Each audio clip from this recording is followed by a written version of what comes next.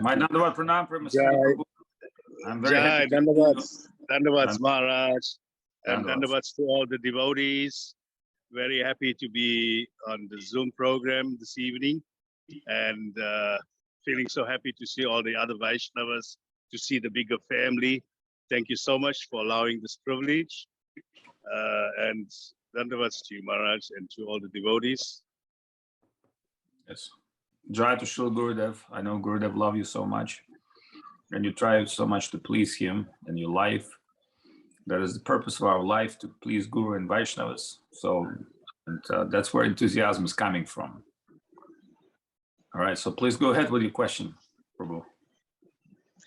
I haven't got any question, Maharaj.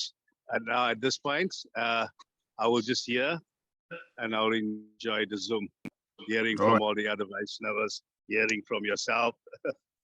Wonderful. Yeah, it's a very interesting feeling that I had when I was walking towards our property. And there's previous owners kept many, many rocks like this, crystal rocks, on our property. And then by looking at these crystal rocks, I found a video of someone who say, what's the difference between crystal rock and diamond? Because they look the same. So it's an interesting analogy that crystal rock and diamond looking the same, but they have completely different property. That's why this crystal rock worth nothing, but if this would be diamond, you can buy the whole world. So I thought, what makes a difference? And what makes a difference is the pressure under which and time this crystal rock been fermented to diamond. And also that by cutting this diamond, which is the most hard stone to cut, it becomes beautiful shape and shine. So think of this, the jiva without the soul, without connection with Krishna is just like, you know, rock, very beautiful, but no value, or very little value, or material value.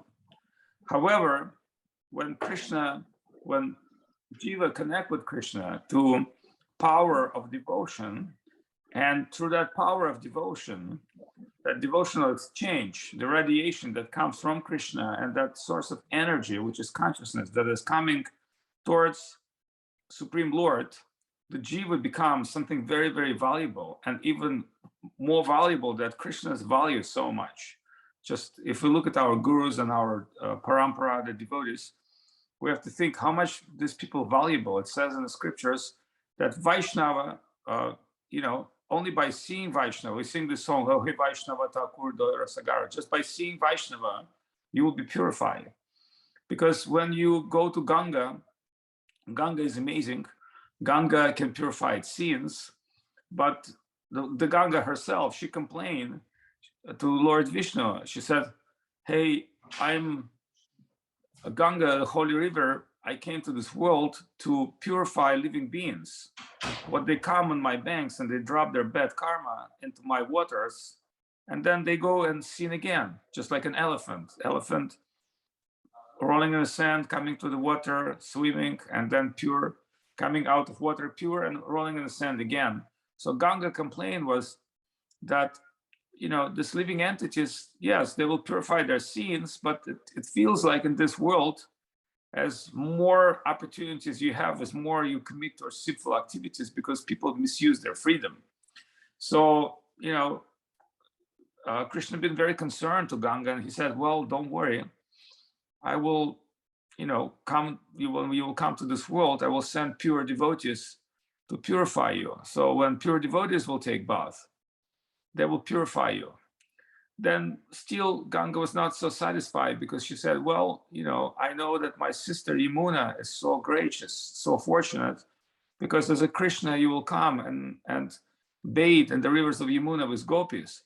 So not only my sister is purifying all the world, but my sister will enjoy the highest form of Krishna consciousness. So according, you know, Vallabhacharya, Yamuna has very high position, because after the rasa dance, Krishna and all the gopis coming to swim, and they enjoy pastimes in the waters of Yamuna.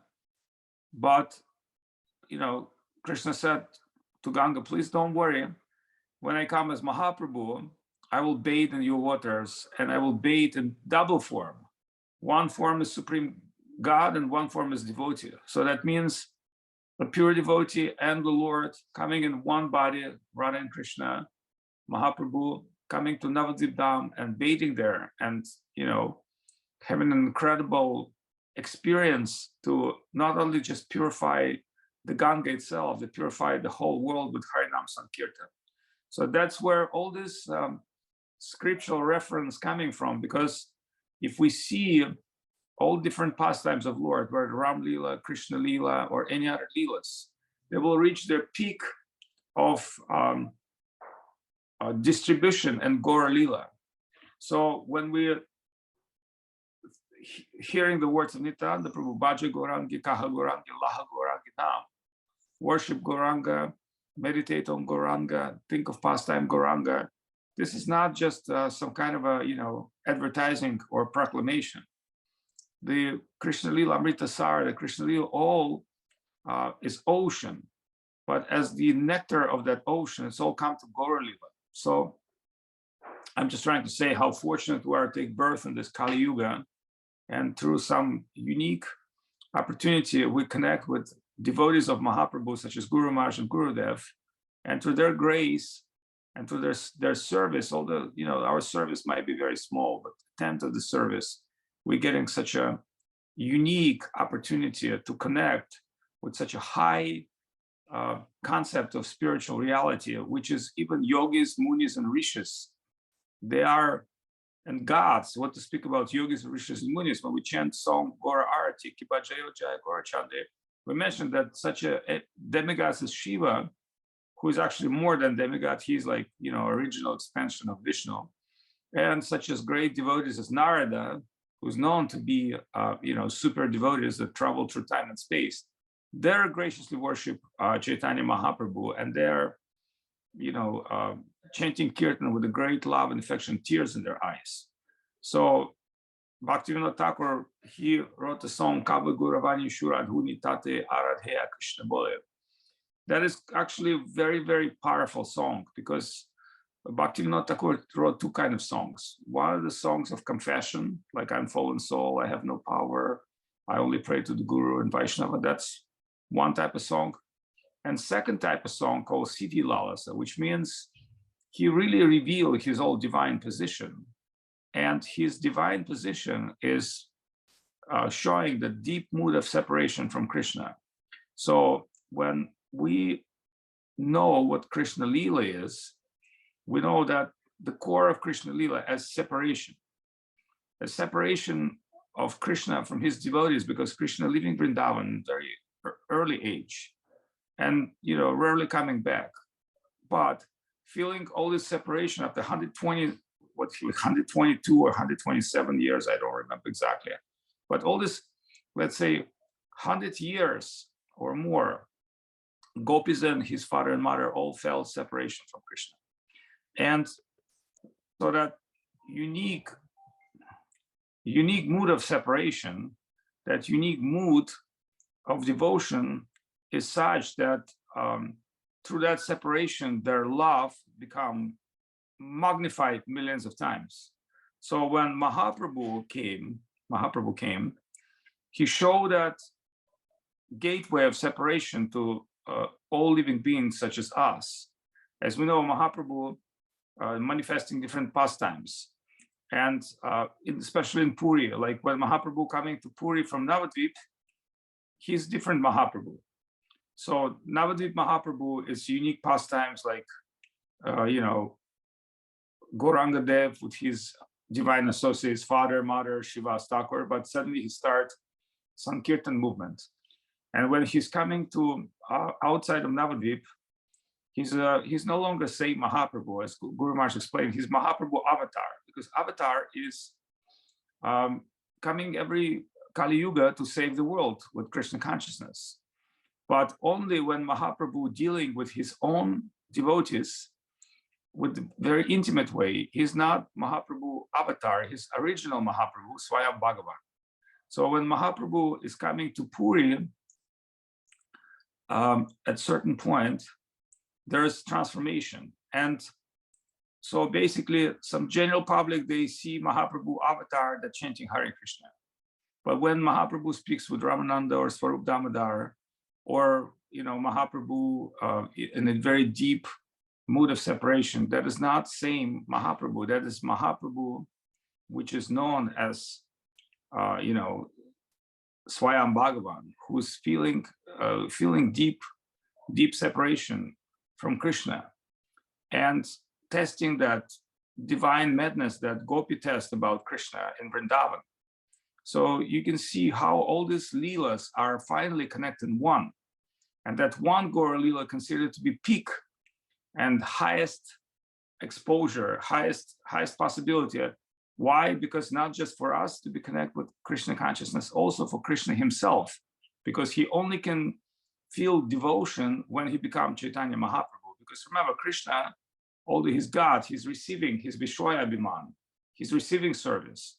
And only in form of devotee, he can feel the joy. What is devotion? What is true devotion? Through his pastimes as a devotee. And that pastimes as a devotee of Krishna, when Krishna takes form of devotee, is extremely purifying and extremely curing pastimes. Because if you read Vrindavan Das Thakur specifically, or Krishna Das Kaviraj, every lila he will mention that, okay, if you listen to this pastime of Mahaprabhu, this kind of fault or miseries of your heart will be vanished. It's very, very interesting, because when Krishna did his pastimes with demons, each demon that Krishna killed represents some sinful activities of humankind. Like, for instance, Putana, which false guru, somebody represents ego, somebody represents, there Bhaktivinoda Thakur mentioned that every demon that Krishna is killing, is actually mentioned in Krishna Samhita, has a particular, demon is embodiment of sin, and like sin personified. But when Mahaprabhu coming to Navadvip, it is more than just destroying the sin. Like, for instance, Mahaprabhu, he speaks about shak, that Ma Shachi is cooking for him, and Mahaprabhu mentioned that 24 type of shak, 20 type of vegetable, and each vegetable qualified to give particular bhav, particular goodness, spiritual devotional goodness to one. So think of this, in Navadvip Dham, even the foods and roots and trees, they be able to provide a certain spiritual effect on you, like a spiritual medicine. Because in material world, we normally take herbs as medicine for our mind and body, but in Chaitanya Mahaprabhu pastimes, the form of prasadam is like medicine for the soul. So sometimes we were so fortunate, we would be with Srila Govinda Maharaj, and we would eat different type of prasadam, which would be cooked by Gopal or some of his associates. And this prasadam was wonderful, but sometimes Govinda Maharaj would explain us what each food on the plate mean and what power it has. And just being with the pure Vaishnava for, we could never, we're who we are. We're just like a bunch of white guys dressed like, like monkeys dressed in robes, as I say, monkey on a stick. But Srila Gurudev were so merciful. He would explain us sometimes, okay, this is the favorite food of Nityananda Prabhu. This is favorite food of Mahaprabhu. This is what, Guru Maharaj liked to eat. This is very high level cooking. So then we could not understand why Srila Govinda Maharaj loved prasadam so much. And then taking prasadam with him, we would understand that it has nothing to do with something mundane. He did not enjoy mundane food, which we are doing, all of us. He's actually relishing prasadam, and in his world of his prasadam, he lives in divine pastimes of Mahaprabhu. So that is very, very deep samskara. That what means, being devotee, being, I would say, liberated devotee and connect with liberated devotee, that everything is you connecting with such a simple thing, such as nature, tree, music, food. It gives you completely deep presence in Krishna consciousness. And that's what we're lacking, because we're living in a very superficial world. So I just want to, mention all these wonderful things in front of you so that your thing how fortunate we are coming to this Krishna consciousness, and our Guru Varga are such incredible beings. By just being connected with them, we have natural fortune rising in our hearts. And of course, our main problem is non-believers. We're non-believers. See, one time Govinda Maharaj told about some people, and he said, that is Western people, they're non-believing, and this is in their nature. And he was very right, because they're people, especially here in the West, they're full of doubts. Like, I met one Christian man, and he started talking to me very arrogantly about scriptures. And I said to him, well, and I feel that you're a good Christian and you follow the Christ. He said, yes. But I said, but one thing about difference between you and Christ. You're an arrogant man, and Christ was very compassionate and loving. So whatever you tells me doesn't make any sense, because there's no compassion and love in your words. You're just trying to argue with me. And you can't argue with me because, first of all, we're talking about we have different education, different background. And second of all, is argument is not something which lead you to the truth. So if you think argument is something that you can, there's reasonable argument between Rishis, Munis, and Srimad Bhagavatam, where they're debating on spiritual things. But if somebody would accept the higher position, he would accept that person as a guru, because that was the rules in ancient time. So the argument was not argument with perceived ego. It was argument in the search of truth. So we should understand an important mood of devotion dedication, where argument is not something that we can achieve truth. As Krishna said, that vidhi pranibhatina pariprashnena sevaya dikshantite jnanam yarinas tattvadarshanam. That truth will come from mood of service, acceptance, and dedication. Pranipad pariprashna seva, inquiry and service. So this is very important for us to get to that level of plane of reality where we can serve, we have sincere heart to inquire, and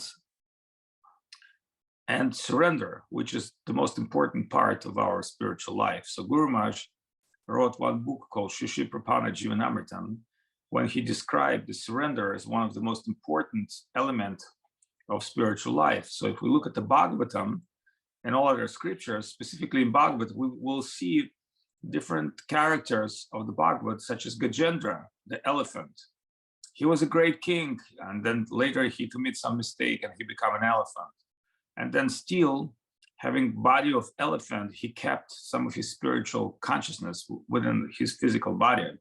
Although he was living a life of, I would say, a king of, elephant, the king of animals, but still, elephants, although they're very, cute and very beautiful, they love people, but they can't, remember their spiritual experience. But he had different consciousness. So when he was dragged by crocodile to the water and felt that this is the last moment of his life, because he couldn't defeat crocodile in the waters, he could easily defeat crocodile on the ground.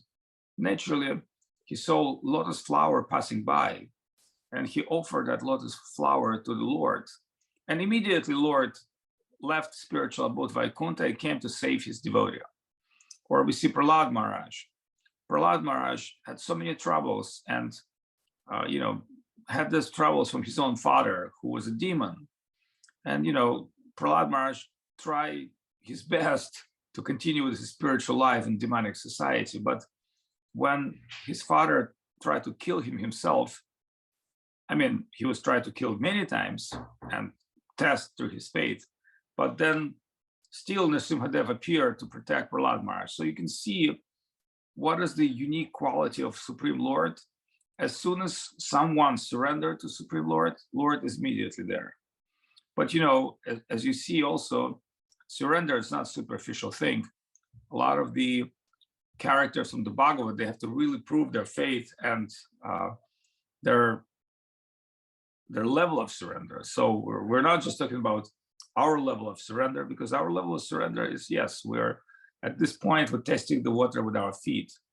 But how about jumping from waterfall of, Niagara waterfall into ocean of Krishna consciousness? That not yet is our faith, because Krishna will force us one way to do that, but we have to be prepared for that. So we have to constantly associate with devotees, constantly chant holy names of Krishna, constantly remember of Supreme Lord. And we're going to have difficulties. We're going to have a lot of trouble before we get to lotus feet of Krishna. But all these troubles and all these difficulties in our life, if they will lead us to Krishna, they will be something very great and very, remember with a big smile when we get to lotus feet of Krishna. Because right now we think, well, it's end of the world. There's so many problems, and the economies, the war, all these things. But Srila Guru Maharaj, he said actually a very interesting thing. He said, what do you think about World War III? He said, let it be. There used to be World War I, World War II. There used to be Mahabharata. There were so many great kingdoms like Ayodhya and other great kingdoms that were destroyed. So when Rupa Goswami and Sanatan Goswami were serving the government of Hussein Shah, Sanatan Goswami got into prison. And Rupa sent him some message, like, get ready to relieve yourself and come and join me. And of course, that, letter cannot be just a simple letter with instruction, because he knew that other people will read it. So that letter had many poetry. And so that letter also had many references. And one of the references was, look at Kaushalya, the great kingdom of Lord Ramachandra. And Sanatana understands. So what he basically understood, yes, there were great kingdom at one moment, but where is the great kingdom now? At one point, there used to be, great kingdom where great kings and even avatars of Lord, they would be established there. Like, where's the kingdom now? It's an interesting way that in Thailand, the capital of Thailand is called Ayutthaya, which means Ayodhya. They just pronounce in a particular way. So Ayodhya. So at one point, the capital of Thailand was a beautiful city full of temples. And, the kings of Thailand still call themselves Rama. So think of this, they build like divine like kingdom and capital. And now this is just a place where a bunch of tourists coming from Bangkok on buses, and they see ruins of temples, and they can't even understand how great this place was one day, because it was destroyed by some enemies. So think of this, even something great, divine, which we build in this world, that can be destroyed and become nothing. So therefore, in this world, we'll not be able to, preserve certain things. Like you would think Krishna wouldn't want to preserve Dharma in this world. Yes, he would. And he tried himself the best. But in Kali Yuga, people completely neglecting this. The society is not accepting this. So by the course of times, you see now, you go to India, you see amazing spiritual places, and you think, well, why people not treating them so well? Why people don't respect them so well? And because this is course of time, and this is different, this is environment. So Western people, normally they're very much shocked when they go to India. Oh my God, if this would be Vatican, or if this would be some kind of a church, cathedral, there would be, whole different rules. But at the same time, you can see when you go to India, there's some places are just alive the way they are. Because if you put their guards, if you put their formal people, they will lose their spiritual flavor. They will lose their spiritual vibration. So therefore, when we come to India, we're not trying to see this whole India with this, superficial eyes and superficial. We're trying to see this with heart, with faith, and with belief. So anyway, if any other questions or comments, I'd like to ask you. I'm sorry I took some time. Maria, Mary, Holy Mary, how are you? I'm very happy that you're, maybe you can say something. Yeah, I had a question, and I was trying to figure out how to put it into words, and then you answered it like 3 different ways. So, yeah.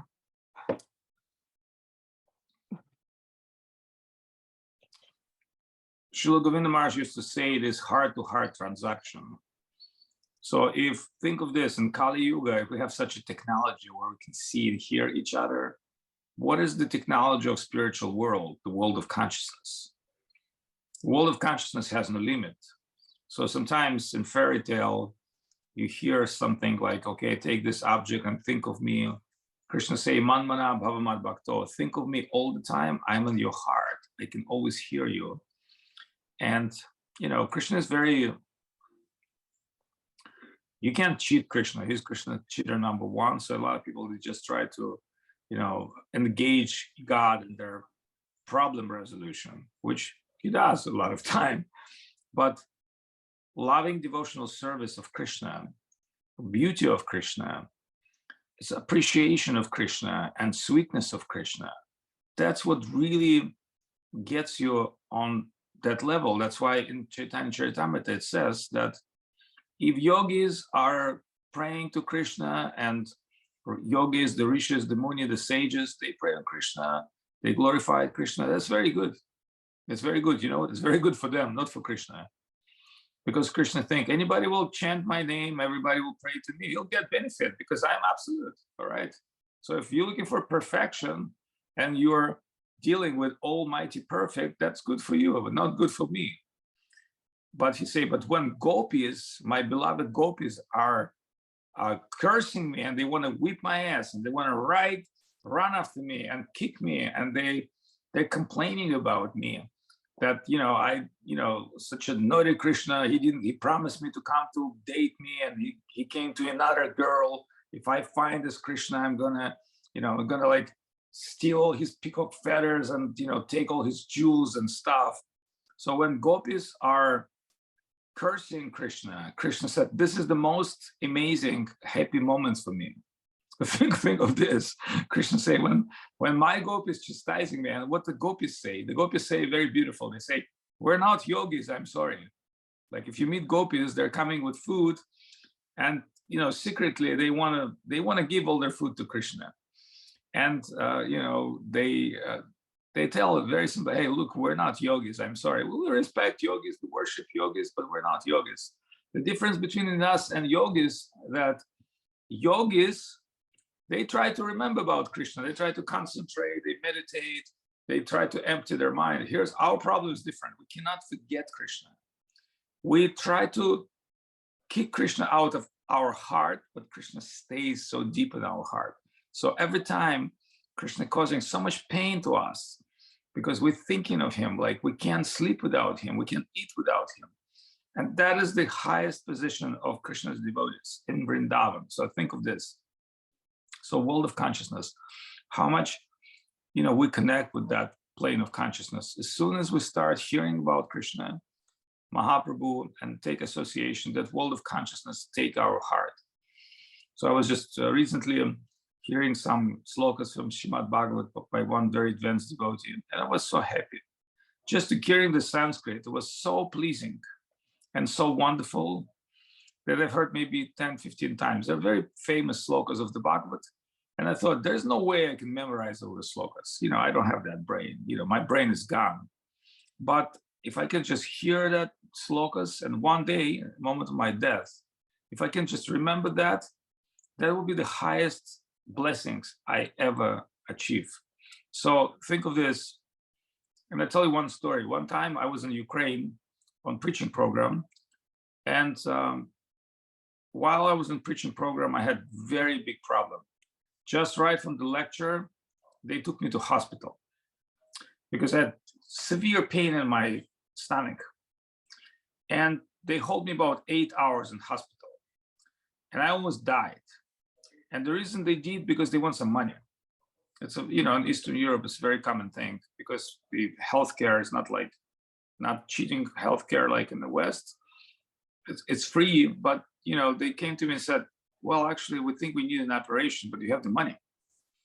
I said, come on, guys, of course I give you, like, how much is that, $500? Of course I give you $500. I can, you know, ask my friends. They said, okay, don't worry. Now I understand you have the money, we'll give you an operation. So they make an operation. And after that, they said, I almost died due to delay. It was so funny. But anyway, So they told me at a certain point, when they give me anesthesia, they told me like, look, if you wake up in a room, everything is okay. If you wake up in a particular place, that means you have some consequence. I said, can I not wake up? They said, oh, let's not talk about this right now, but everything's possible. And I thought, well, this is maybe the last moment of my life. Just take anesthesia. Maybe I never see the world again. And I have such a pain that I can't remember about Krishna. So one realization I have, that I cannot remember Krishna. I have so much pain, so much fear, so much, trouble. But as soon as I made this inner conclusion, my second thought was different. I remember one sloka which Gurudev told me that if devotee cannot remember Krishna, Krishna will still remember him. So my prayer was to Krishna at that very moment, maybe last moment of my life. Hey, I cannot remember Krishna, but I'm sure Krishna will remember me. So that's Divya Shakti running around. Divya, Haribol. I remember you, Divya. Divya, she's a dancer. And in her young days, she always dance and perform. And then she gave all her life to Srila Gurudev, and she was collecting donations for Srila Guru Maharaj. Very artistic person, very, very jolly, very, very sweet person. And while she has her energy life, she gave it life to Guru and Vaishnavas. And so now she's, more or less retired, and maybe not so much vitality, energy, but I always look at her and I always think how fortunate she is, how much energy she gives to all the devotees, how much she loves Gurudev, how much she, sacrificed herself, her, Vimala, and other ladies in our mission in America. And I think Krishna will always reciprocate. Krishna is incredible being. He's telling like, look, if you give me one step, I'll give you a million steps. Krishna is super reciprocating. Like, we're looking for reciprocation in this world, sometimes from our families, sometimes from our friends, but we're not getting that reciprocation.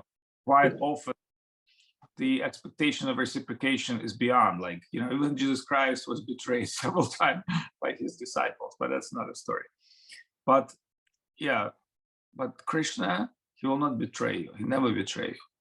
And that's what you should remember at the core of your life, that to offer yourself to Krishna, you're offering to somebody who is not just mutually responding to you. Yeah, Krishna say, according you are, offer yourself to me, I'll respond to you. Yeah, Krishna has that calculative mind too. He's not stupid. But when Krishna sees somebody offer himself with love and devotion, just like Gajendra or any other characters of the Bhagavad, Krishna fully and solely responding to this soul. He think, these are my souls. They're part of me. They've been dropped to this ocean of material existence, and they've been suffered there for millions of lives. So now, through their fortune, connecting with Guru and Vaishnavas, they start remember appreciating me. I also appreciate them. So Guru Maharaj said very, very great thing. He said, you've been kicked out of spiritual world, but you would not been kicked out of his heart. Sometimes the parents, they may kick out son from the house because son doing something crazy. But parents always love the son. So you never been kicked out of heart of Krishna. Krishna always in the heart thinking, this is my soul, this is my jiva. I gave to that jiva so much free will, and jiva screwed that free will numerous times, in numerous lives, hoping to become this and that, and hoping to fulfill himself. But if that jiva will turn his face on me and my devotees and will surrender to me sincerely, I will accept that soul. This is a very confidential truth, and that truth can be only shared with devotees, because non-believers will not be able to appreciate it, become almost like offensive. But when you're sharing these feelings with devotees, and why you're sharing this feeling with devotees? Because the heart flow. I told you one story. I met Queen of Karela. So when I was a little younger, I had some health problems, and I always do. And I said to Gurudev, I want to travel to Kerala, find good Ayurvedic clinic. Gurudev said, good idea, go travel. So I traveled to South India, and by some kind of a divine arrangement, I end up in Guruvayur. Guruvayur is a very holy place where Mahaprabhu came there. It's a temple of Krishna. It's a whole separate story, but it's something that remains after Krishna left the world from Dwarka, and Brihaspati, the god of the guru of the gods, and Vayu, the Pranadev, established that temple. And that temple actually is the deity by which Krishna worshipped himself. And I found the origin of this deity because I had deep meditation that time. And I found in Chaitanya Charitamrita actually has been revealed, because this is the same deity when Krishna got married. His father Vasudeva gave them that deity, and he said to Krishna himself, "Oh, my son, you have to worship God." See, even when you become a godfather, would you recommend to God to worship God? And Krishna said, "Of course, Father, I'd be happy to worship God." But you know, God is not an idea of Krishna. Krishna beyond God. Krishna is son, Krishna is lover, Krishna friend. So go to the next level. It's the deity of Vishnu, four-headed. But why is that temple called Guruvayur Krishna? It's very interesting. So sometimes Krishna was asked, why is that you are always thinking of Vrindavan? And why is you always in the hearts of Gopi? And Krishna said in this regard, he said, because I always worship God. By worshiping God, I attain this fortune.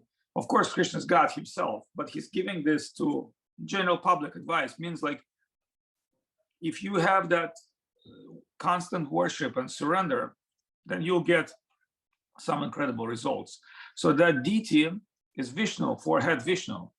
But it is called Krishna Guruvayur. And why? Because when some great devotees came to that temple, they have not seen Vishnu, they have seen Krishna only. Just think of this. Krishna cannot hide in form of Vishnu in front of his devotees. So it says in scriptures, Krishna tried to hide in form of Vishnu and Narayan in front of the gopis, where gopis were searching him. But as gopis discovered that murti of Narayan, Vishnu, they said, okay, this is the form of God. Let's pray to that God. If the God exists, he must give us Krishna. So Gopi ran to that deity, and they started praying to Lord Vishnu, please give us a Krishna. And immediately that Vishnu four-headed form started melting, and they see Krishna. And when they discovered Krishna hiding in the form of Vishnu, they want to whip him and beat him and run after him. And Krishna started running again. So Krishna is very interesting, you know. And Krishna is so tricky because sometimes he wants to hear, you know, we all have ego. We all want to hear praise. That's our you know, nature. But Krishna also has his ego, but his Krishna ego, very special ego. And Krishna loved to hear his praise from devotees. So sometimes he would take form of astrologer, or sometimes he would take form of another gopi and come to Radharani. And Radharani would complain to that gopi about Krishna. She said, oh, he's unstable. He's always chasing other women, but I love him so much. You know, I tried to do some good for Krishna, but he's always like, you know, I don't understand what happened. What's wrong with him? You know, he's such a person that, you know, you can't really figure him out. And this gopi would like really become her maid friend. And then Radharani said, I don't know who you are. I don't know where you're coming from. So I'm coming from another village, you know, don't worry, I know who you are, but you don't know who I am. I'm your cousin, sister, cousin, sister, cousin, sister, cousin. And Radharani said, okay, but you know what? It feels like I know you all my life. She said, yes. And, you know, when I complain about Krishna to you, it feels so amazing. I complain about Krishna to many other friends, but when I complain about you, it felt so great. So please stay with me, don't leave me. And actually, then later, Radharani discovered that gopi is Krishna, taken form of gopi, or sometimes Krishna take form of astrologer. or sometimes Krishna take form of boatman, or sometimes Krishna take a flower man. So Krishna constantly changing his divine form, and even the spiritual world, they can't recognize who is he. Like, and you know, and normally he comes and he swears on Krishna. Oh, where is that boy? He owes me money. I'm looking for, I'm looking for to punish him. You know, he was asked gopis, "Oh, you also looking for Krishna?" "Oh, yes, yes." "Do you know where's he?" "I'll try to punish him. If I find him, I whip him." Then gopi thinking, no, no, Krishna is so beautiful. He's our friend. We should not let that wretched person to find Krishna. And they start telling things, to that person how Krishna good and why he should not be punished. And Krishna is enjoying this way pastimes daily. So, so when I come to South India, I went to that temple, and the temple, they would not allow white people. And I thought, that's okay, I'm a white guy, so why I have to, complain? So I just came to pray, and I tried to enter. They told me, no, not allowed. And then next morning, I came to the temple very early in the morning, and I start praying and give dandavat from outside, because there's a whole passage. You can see the deity from very far away. The deity can see you. You cannot see deity. And the guard told me, "Hey, why are you praying outside? Come inside." So I quickly ran to a place, because you cannot see. You have to dress particular way, so you have to take off your shirt. So I went there to get a darshan of the Lord. And normally that temple, 10,000 people stay in line. But this morning, maybe something like Monday, there was almost no people. And it was very early. So it was almost like there's only one guard. So I went to the temple and I had a darshan. And then next day, I want to do the same, but they told me, no, you're not allowed. I said, what do you mean you're not allowed? And they told me, like, no white people ever came here. Yeah, if you want to go to king's office and king give you the stamp, the paper that you're Hindu, we can maybe let you in, but you have to give us the proof. And then I understood that by some mysterious fortune of Krishna, showing certain humility and humble nature at that very moment. I just want to make a point. I'm not always the humble person. So I'm anti-humble person, because I have big ego due to my, samskar. But at that moment, showing Krishna some humility, I was able to enter that place. Not only that, after being a little bit in this town, I met some incredible friends who happened to be the family of Guru Vaira, the proprietor. He told me the whole history and showed me all his house. And he's a Brahmana. He's a king family member. And having a relationship with king, I told him, well, I've heard the king's office can give you the stamp and paper, and you can enter the South Indian temples. He said, yes. He said, if you want, we can go to Trivandrum and we can meet the queen. So I met the queen. We went with him. And she's the most amazing spiritual woman I ever saw in my life. And I even forgot her about the stamp and paper. That was not the purpose I met her. There was purpose for me to hear from her Krishna consciousness. And just hearing Krishna consciousness from her. Somewhere I have like recorded, I think maybe I even described an article or something, but I will never forget that conversation. And my conversation was like interview. I said, can I ask you some questions? She said, yes. And I said, how much time we have? She said, well, I'm very busy, maybe 20, 30 minutes. Guess what? We stayed together over 2.5 hours. And in 2.5 hours, she preached to me and she revealed me the whole life history, all her troubles as a queen, how much troubles she had in her life and how much Krishna saved her. And she'd been speaking such incredible pastimes, almost half of the book of Srila Sridhar Maharaj, she told me. And I said, it's unique. She told me the story about the dust feet of Vrindavan. Guru Maharaj gave that story about that Krishna one time appeared to his devotees in Vrindavan that he has a headache. And they said, what can cure your headache, Krishna? And he said, oh, I'm dying from headache, and the only way that can cure me is I need food dust of my devotees. If you can find one of my devotees and get the food dust and I can smear on my head, then I'll be fine. Then Narada thought, well, I tried to find devotee. So, and he started travel all over different worlds, and he started asking all the people who he thought have devotion to Krishna, can you give me some of your food dust? Why? Well, because I needed to bring to Krishna to cure his disease. But none of the person's devotees that he met would agree to do that. In fact, they would say, well, Narada, you're a great devotee. Why are you not giving you food dust? Why are you asking for me? If I give my food dust, I don't think I'm a devotee. I don't think I have that level of devotion. So if I give you the food dust, what do I do? Instead of curing Krishna, I will just commit offense. And not only commit offense, Krishna will be suffering and I will be suffering. So I'm not going to give you food dust. It's not my property. Then finally, Narada went to Krishna and he said, well, my Lord, I've been traveled to all different planes and I met some great personalities who's considered to be known as your devotees, not just some random people, but none of them had, above the feeling to give their food dust to you, because all of them consider themselves as very low people. They don't have sufficient devotion, so they just declare. And Krishna said, yes, that's my devotee's nature. My devotees never will admit that he's my devotee. That's why, that is the problem.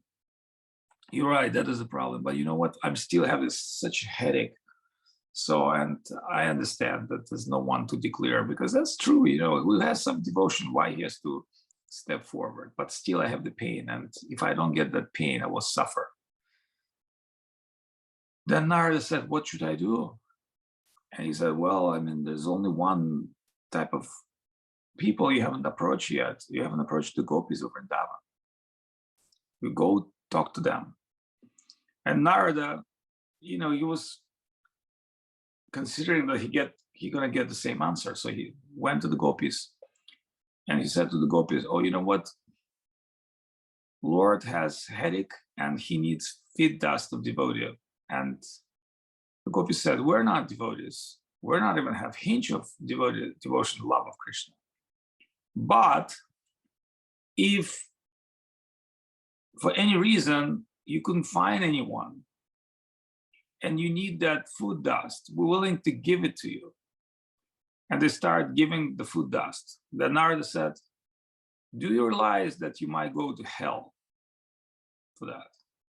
Because everybody were afraid they were going to get punishment. Gopi said, yes, but if that eternal hell for us will be a moment of relief of Krishna's pain, this hell is worth it. This worth suffering for a moment of Krishna's relief. And Narada was so much shocked that he brought so much dust. And when Krishna saw this dust, the feet of Braj Gopis, he worshipped that feet and he smeared himself. And he said, see, Narada, now I'm completely pure and pure, because this dust feet of devotees' feet is so purifying, so powerful, so much sacrifice that gopis have. They're not even thinking once. So, we can't even imagine have such a level of devotion, because for us, devotion is something with cause. Okay, you worship God, you go to heaven. You worship God, you will be happy. You worship God, you'll be harmonious. You become a good man, God-like, good people. But that's not the Krishna consciousness of Braj Gopis and Brajabasis. Therefore, Mahaprabhu said, never imitate Brajabasis. Whether Brajabasis do something their own way, how they, sometimes when you go to Vrindavan, you'll see, you think they have a very simple way of life. They're looking like almost ignorant people. But even that Brajabasis that living now in Vrindavan, that you will think, they're very ignorant people. They have so much love to, Giriraj Govardhan, especially the small villages around Giriraj Govardhan. You would think, oh, these people, like how these people can be civilized. They don't look like civilized. But you know, they have some deep presence in the heart. What to speak about real Braj Gopis? We're not talking about real Braj Gopis. We're just talking about local people that live in Vrindavan right now that might not appear very religious. But you know, why did they born in Vrindavan? Why they have some heart connections in Vrindavan? They have some appreciation of Krishna, and we're coming from outside. So we're just, you know, we're living on superficial service of, you know, very superficial consciousness. So when I met the Queen, and I just understood, oh, Swami, you have to shut up and listen. And I listened to her for 2 hours, and I felt I was so purified by the presence of this spiritual women. And she told me, second time when I met her, she said, I met her 2 times in my life. Maybe if I like you, meet her third time if she's alive, I don't know. She's been, you know, it was like, maybe it was like 15 years ago or something like that. I was still Gurudev alive, maybe 20 years ago. I don't remember. Like, honestly, my brain is gone. I forgot almost everything. But she told me, we're not servants of Krishna, we're slaves. It's like we're kings. The servant, he can come, receive salary, he can go on vacation. Servant, you know, he has many rights, but we're not servants of God, we're slaves. So think of this, the Queen, she admit divine slavery. And I said, again, this is what Guru Maharaj told us. That's what he teaches, divine slavery. So when I hear this from king, who's supposed to have many servants and slaves, and he admit, I am the slave of God. I am the divine slave. That is my position. This is so incredible. This is so purifying and so powerful. So, you know, few meetings like this I had in my life, I cannot forget them. And I'm sharing this with you because by hearing that story, you think, who the hell I am? What is my position? If the Queen of South India, the great dynasty of kings, you know, she said, I'm a slave, then what is my position? Who am I? So to realize that divine slavery is dignity. And so one time, Srila Bhaktisiddhanta Saraswati Thakur, he was told that, oh, you know, now India in big trouble and we're looking for independence and we're fighting for democracy. And Gaudiya Math, old school, they're talking about some kind of a slavery of God. What is that? It's not something that people will buy today. The people's vibe today, let's fight for freedom. And you're talking about slavery of God? We already, you know, been in a previous century, we've already been enslaved by British, you know, the caste system, etc. So modern people, they hate slavery. They just want freedom. But Srila Bhaktisiddhanta Saraswati Thakur gave lecture that he said, well, Gaudiya Math stands for the dignitary of human race. And he explained what is he mean by saying slavery of God. Because word slavery is like very improper word when you talk about social rights. And, you know, that's what's going on right now in the Western world. The so-called democracy is the show to get people away from real problems, from mortality, from spirituality, because it's all about gender and respect and, you know, this life matter, that life matter, another life matter. So it's always superficial ideas, which mean to just pollute people's mind and to make them believe what they believe is something very important and very, very true. But the divine slavery of God, the self-sacrifice towards divinity, this is something is so dignitary, so important that if we really appreciate this and understand this principle, we can really, really make a lot of spiritual progress. But it requires some analysis and some hearing from devotee. Anyway, let's see how much time we have. I'm very happy to see Pavel. He's always, he's a thinker. Very few people are able to think But you know, one good thing about Krishna consciousness, then when you come to this higher stream of Krishna consciousness, just digest it. It will come when you preach. That's why I said to Pavel, because he's working on drama and storytelling. If you can, he teach the students. So if you start teaching the students the principles of drama, you naturally can bring Mahabharata and other, because every drama is existing in God's lives. There's no higher drama than Ram Lila, Krishna Lila, and the Gaur Lila is the highest drama, because Krishna Lila and Ram Lila mixed with elements of like epic. There's fight for the good and evil. In Gaur Lila, there's no epic and such. There's only love story. External love story and internal love story. The story of compassion, almost like Jesus Christ, you can say, like, Mahaprabhu is acting in external compassion, but there's actually nothing said about internal feelings of Christ. So when you go to Gaur Lila, you'll find so many internal feelings of God. Like, whoever will share with you what God felt. What people felt in presence of divinity is another story. Everybody felt according to their fortune, but what the God himself felt, that's why in Indian, Vedic drama, or like Ramayana, Mahabharata, you think God has no senses, God cannot cry, God cannot lie, God cannot love. Yeah, as humans, we can lie, we can cheat, we can misuse every our quality, but God cannot do. He's a perfect guy, he's a perfect old guy with divorce, mother, and sacrifice his only one son, one child. And so that's a very, very generic idea, that God can lie, that God can cry, that God wants you to feel love, what God want you to risk, because when there is risk, there's life. So there's a whole different idea in Vedic storytelling and drama. It's way different from any European idea of divinity.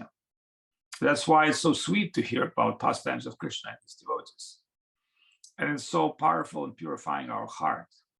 Believe it or not, I felt after being with the Queen that I would never ever, because you're reading the book, it's one story about reading the book and know the information.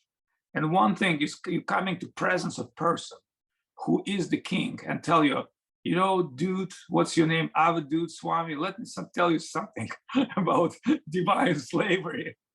And I was like to her, oh my God, I'm so amazed by what you've said. Thank you so much. I mean, I cannot just forget. In this life, I will not forget that. So that is something pinching my heart.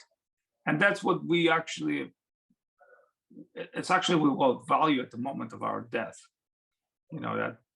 Everything else is just a journey, which end up by a transmission to another plane, another consciousness. Millions of lives we already had. So we already died so many times. Not a problem of dying. Problem is like, what is that consciousness that we will develop in this life?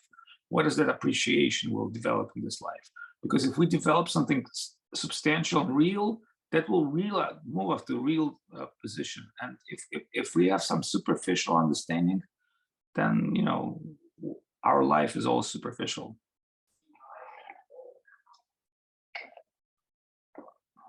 Anyway, we still have to fight, Like this morning, I was very tired, and I missed morning program because I had some pain and couldn't sleep properly. And I was like very depressed. When I wake up, I thought I'm very depressed because I have some physical problems and this and that. But when I saw you guys, I become alive.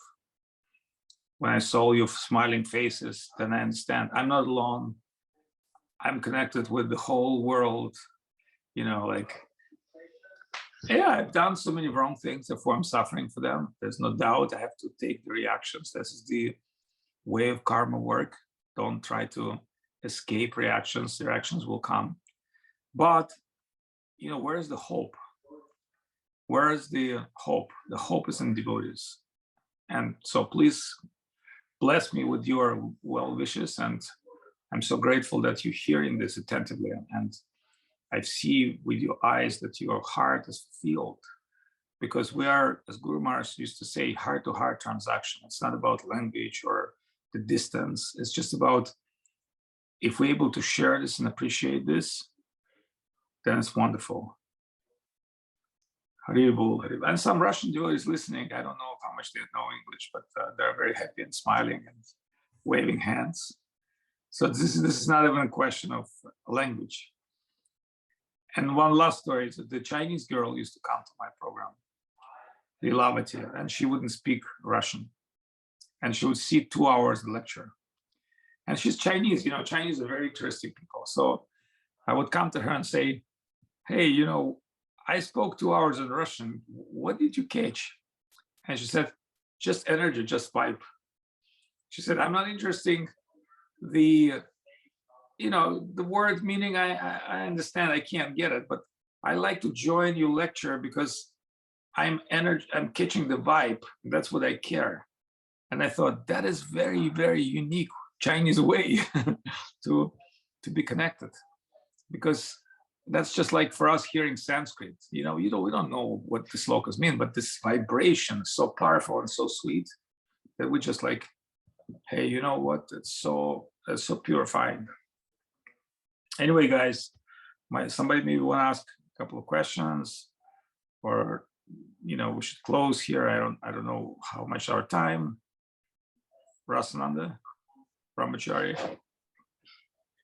Вопрос такой от нашей слушательницы Scarlett Bloom. Могу ли я просить Кришну, чтобы Майя не разрушала мою веру, если я практикую?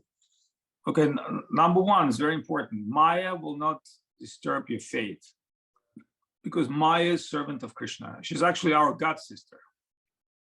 Maya, normally, she received holy name of Ram through Lord Shiva, but through Haridas Thakur, Maya recently joined Krishna Consciousness movement, and she became initiated by Haridas Thakur. So Maya is chanting Hare Krishna, so part of material energy, which meant to keep living beings in illusion.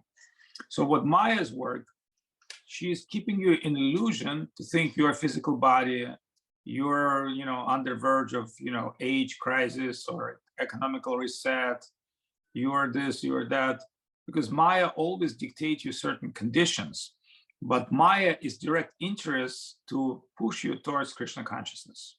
So when you are, you know, being pushed towards Krishna consciousness, Maya will not harm you so much. Number one. Number two, do we have illusory desires? Yes, we do. What is that desire? Is to enjoy and exploit. And that is not coming from Maya, that is coming from us. Maya is just giving you an opportunity, the software, the gameplay. So don't think like, oh, the problem with Maya. No, the problem is with you, because we're always blaming someone else. You know, we're always looking for fault in someone else. We're never thinking the problem with me. We're thinking, oh, the problem is of course in Maya. You know, if it would not be Maya, I would be perfect, you know, soul. So we should not think this way. We should think Maya is a great servant of Krishna, and she's well-wisher of mine. And according to Haridas Thakur, Maya tried to seduce Haridas Thakur, but she could not seduce Haridas Thakur, and she finally asked Haridas Thakur for initiation. So normally, you know, Maya is come in the form of, you know, for man, female form. Why? Because, you know, female can provide the pleasure and fulfillment. So without great women, you know, what's your castle? Even if you're king, you live in castle alone, then, you know, like you are very depressed.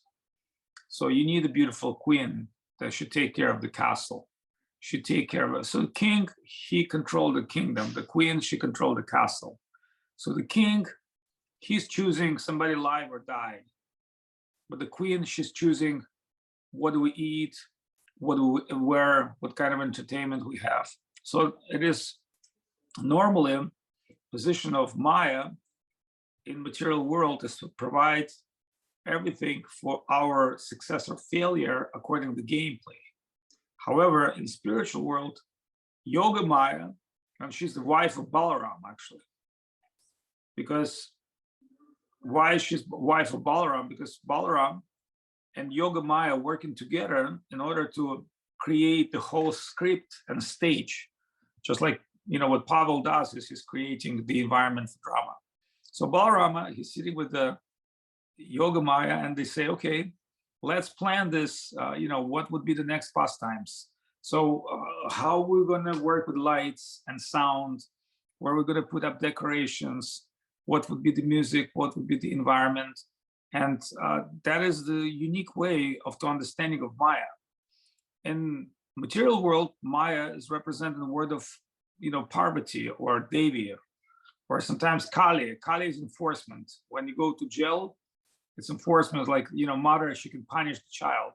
But that's normally not mother's mood to punish the child. Mother will punish child sometimes when child comes out of hands. And that is natural function of mother. If mother cannot punish the child, then child will not get proper education. So nowadays, if mother tried to punish the child can call police and surrender her mother and father to police. It's a very Western idea. But in a real educational world that previously humanity lived, it was never like that. Yeah, I mean, mother, of course, should not abuse child, but one thing mother democracy does not understand, or does not try to understand, that punishment is blessing.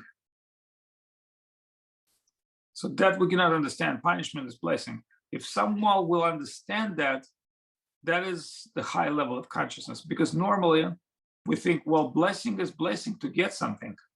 But when devotee get punished by Krishna, he felt as a blessing. He felt, oh yeah, Krishna punished me. Like there's one story where, one devotee named Madhava, he was so great that one time meditating on Lord Jagannath came to him in a dream and he said, hey, Madhavaji, I want to steal some fruits, come with me at nighttime. So he thought he's sleeping. Actually, he was not sleeping. He was in spiritual trance. So he, with Lord Jagannath, went, and Lord Jagannath said, I really want to steal those fruits from the garden of the priest, because they're very nice fruits. I think about Krishna's coming to steal fruits from his devotee, and he's chosen his best devotee, the priest. So they claim to the fans, and they went to the tree, and they start eating the fruits with Madhava. And of course, Jagannath is so big, they made a noise. So the guards came out of nighttime and somebody's stealing some things, and maybe some animals or some thieves. So then Madhava said, sounds like somebody's coming here. And Jagannath, sitting on a very high level that you cannot just jump, it's a very tall tree. And Jagannath said, well, it feels like guards wake up, we need to run. And Jagannath immediately just jumped from the tree and ran through the gate. And Madhava, because he's not Jagannath, he has to climb down. He was caught by the guards and they beat him. And also when Jagannath jumped from the tree, part of his clothes remain on the tree. So when Madhava were arrested by guards, they asked him, why are you coming to steal fruits of Mahapatra? He said, I'm not doing that for myself. Actually, Jagannath took me here. He said, oh, you're crazy. You're also crazy. And they started beating him. And he said, no, you go check up and you see some Jagannath dress there. And really true, they went up and they saw Jagannath dress on the tree, because when Jagannath jumped, his chadar remained on the tree, hook up for the tree. And they beat him more because they said, well, you are also stolen some dress from the temple. You are such a crazy person. We throw you in jail. So they throw him in jail, beat him and throw him in jail. And think of this, Lord Jagannath, who eats hundreds of offerings every day, who receives thousands of people every day. What is his desire? To go nighttime, hang up in Puri and steal some fruits with his crazy devotee Madhava, who everybody never talk serious because he's like, this is a Hare Krishna guy, he's just like, yeah. So when they beat him, the Lord Jagannath appeared in a dream to the king, and he said, well, today your devotees beat my beloved devotee. I was engaged in my Leela, and you shall Leela this night, and every night I do Leela, and today your guards beat my devotee. Please immediately release him. And so then the question is, why did Jagannath arrange this? Number one, he wants everybody to understand, don't try to waive my devotee by external, don't try to measure devotees by the external conditions. Yes, the Mahapatra priest, very important guy, that's why he's stolen fruits in his house. Think of how fortunate the priest, that Lord coming to his house to eat. Number one. Number two, stolen fruits always have more taste, because Krishna enjoyed the mood, not the fruit. So second of all, it's so boring to do it by himself. You need to have a friend like Madhava, simple-hearted guy who will always do with you, and if it would be some religious guy, Jagannath would have to convince him, okay, don't worry, I'm the Lord. But Madhava, he wasn't like arguing. Okay, my Lord wanted him to go steal fruits. What can I do? Let's go. We're friends, because he has such a wonderful heart. So think of this: all these conditions are fulfilled by Lord, and finally, his pastimes to give glory to the Madhava Das. And until today, we know the story about Madhava Das. Think how fortunate this Madhava Das. And so that we know that story. You don't even know who this guy is. Maybe they've never been in Jagannath Puri, but up to date, we can hear that wonderful story about Supreme Lord, who's stealing with his devotee, and his devotee sometimes suffer for the Lord. Yeah, he's got beaten. It wasn't not a joke. And they try to throw him in the prison. They try to maybe sentence him to prison or prosecute him, whatever. But finally, the king and the priest, everybody took his feet, everybody took initiation from him, everybody worshiped him. And what says in scriptures, he disappeared from Puri, he went to Vrindavan. He thought, now I'm too famous in Puri, I cannot, they offer me food, they offer me respect. I don't like that. I don't really need any of that. I'm just so happy I got once bitten for Jagannath. One time I thought this is a dream and we enjoy some fruits together with Lord Jagannath, and Jagannath ran away and I could not run away. I should have been jumping with him and he would have saved me. But, I afraid a little bit, it was too high dream. So think of these things, like which religion you'll find this, which book you'll find this. If you start speaking this to common guys, from England or Germany or Russian Orthodox Church, like, hey, what are you doing? Well, I will, we're stealing fruits and apples with Lord. Okay, that's our pastime. They will tell you crazy. That's why Ramananda Rai and Mahaprabhu telling to Ramananda, it sounds like two crazy people got together and what they speak in is crazy. So do you think we can share this outside without some appreciation and devotion? You think you can go to Parliament of like United Nations or like Russian Duma or like US Parliament, and you can proclaim, actually the Supreme Lord is an enjoyer, has many girlfriends, he has many wives, he also steals fruits, he's lying and cheater. And in America, they tell you the worst thing you can do to Congress is lie. Everybody's lying, but the worst thing you can do is get caught of lying. But this is a ridiculous environment we live in, and we're part of that ridiculous environment. So it's just a little bit too crazy to believe that this is reality. It doesn't sound like reality, but what I just spoke to you about Krishna pastimes, this is the supreme reality. So where you want to live with your mind in that reality, which is like, think of this one thing: everybody you're dealing with, they're crazy. Just like everybody you're dealing with is crazy. And they say, what about you? Me too.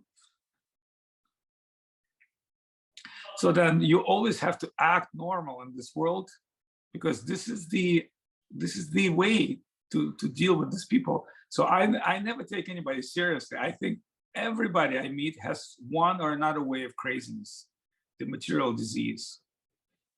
And sometimes, you know, the crazies meet together, and, you know, the crazies say, I'm the king, she's the queen, he's the minister. And they say, I'm also part of your environment. So you can't complain with crazies. You can't tell them, oh, you're not king, or you're not queen, you're not great. So that was my experience. Once you start telling people truth, they don't like it. That's why Krishna consciousness sound like fairy tale, sound like fiction, sound like some mind-blowing idea out of sky.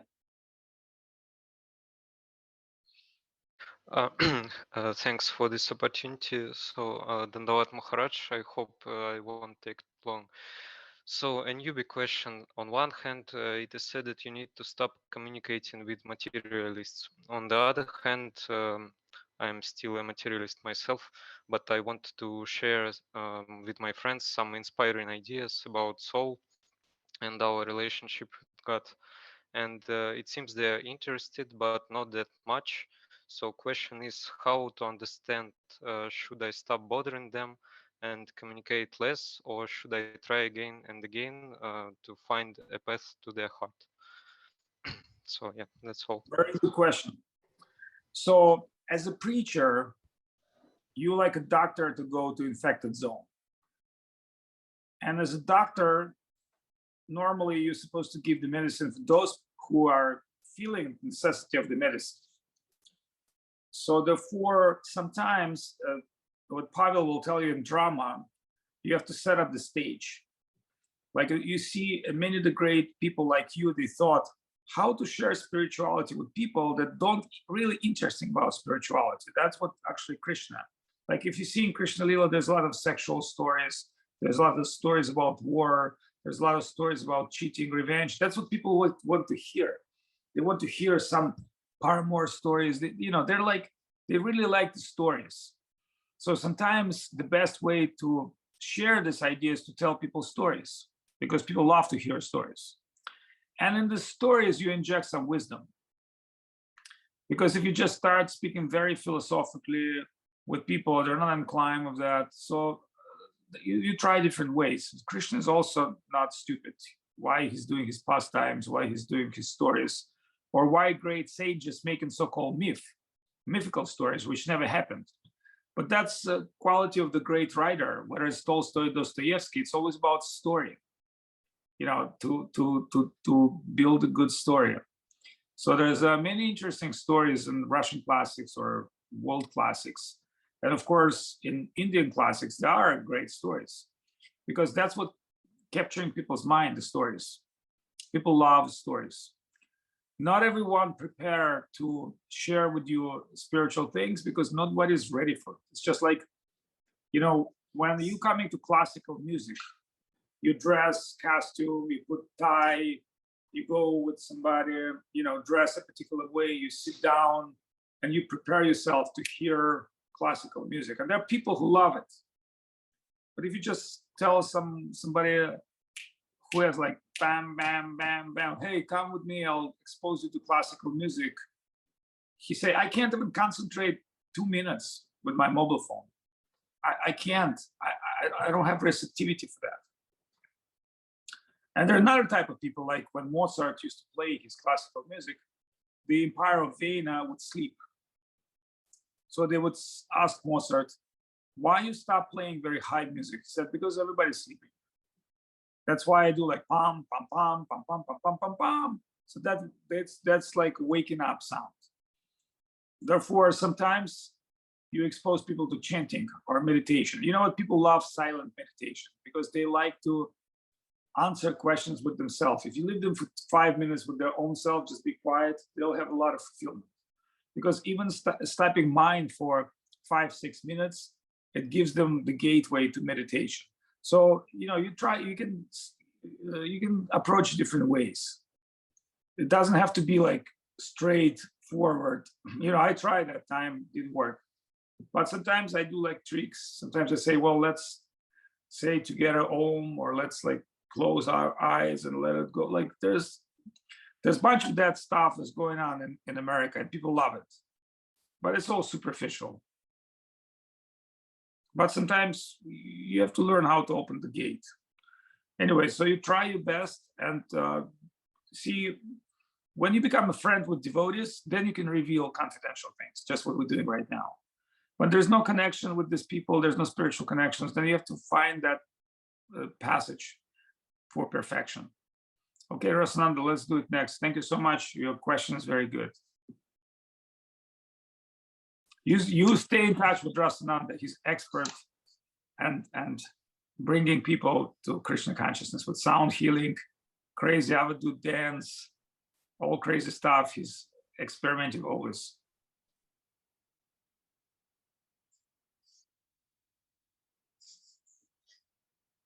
Okay, my Dandavad Pranam. Madhusudana Maharaj always speaks in English. He's a very exalted soul. I'm so happy to see Divya Shakti, Indra Mahan, Indrich, Paklona тебе. I like to see people from Crimea, Ganga from Canada, Narayani from Europe, Vishnudat Prabhu from Siberia, Tulsi Didi, the guys from Riga, and other devotees, and people from different parts of the world, really. So forgive my French. I'm not a native English speaker. You know, I might not speak perfectly in English. I may not perfectly represent ideas. I might be able to speak in Russian more fluently. And, you know, but as Gurudev said, something better than nothing.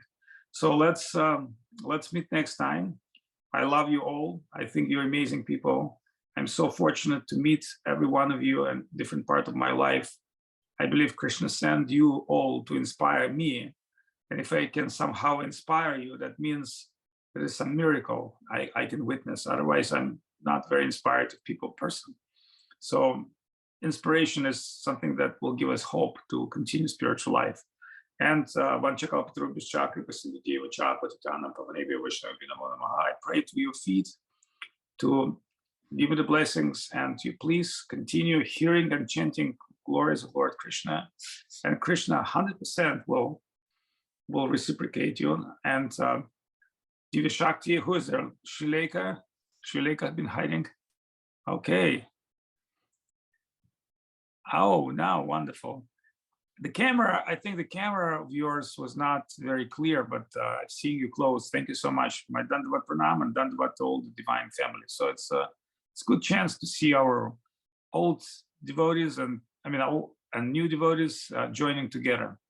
All right, I'm signing out, and I'll be in 5 minutes in Telegram with Russian speaking lecture. That will be short lecture, but I appreciate if Russian speaking audience like to hear that. And let's pray that we'll meet again. Thank you so much. Хорошо. Thank you. Хорошо.